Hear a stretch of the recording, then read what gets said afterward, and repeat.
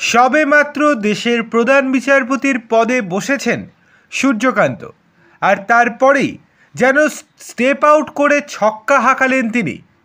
গুরুত্বপূর্ণ মামলায় বড় নির্দেশ দিয়ে দিলেন দেশের নতুন প্রধান বিচারপতি। মন্দিরের গর্ভগৃহে ঢুকতে রাজি হননি, নির্দেশ শোনেননি ঊর্ধ্বতন আধিকারিকদেরও। সেই কারণে খ্রিস্ট ধর্মে বিশ্বাসী এক অফিসারকে আগেই বহিষ্কার করা হয়েছিল সেনা থেকে। নিম্ন আদালতে সেই সিদ্ধান্ত বহাল রাখল দেশের সর্বোচ্চ আদালতও।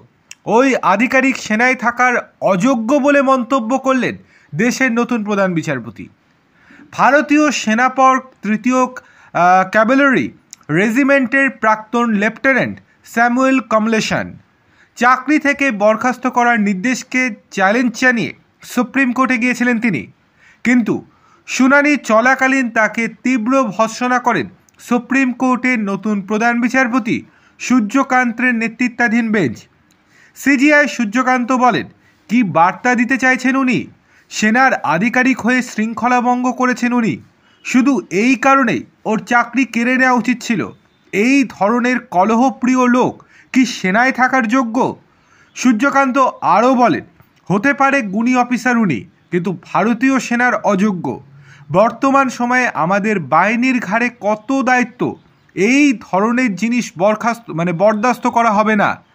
গুরুদ্বার অন্যতম ধর্মনিরপেক্ষ জায়গা, উনি যে আচরণ করেছেন তাতে অন্য ধর্মকে অপমান করা হয় না? এত অহং যে বাকিদের পরোয়া করেন না। সিজিআই সূর্যকান্ত এবং বিচারপতি জয়মাল্য বাগচি স্যামুয়েলকে চাকরি থেকে বরখাস্তের সিদ্ধান্তই বহাল রাখেন।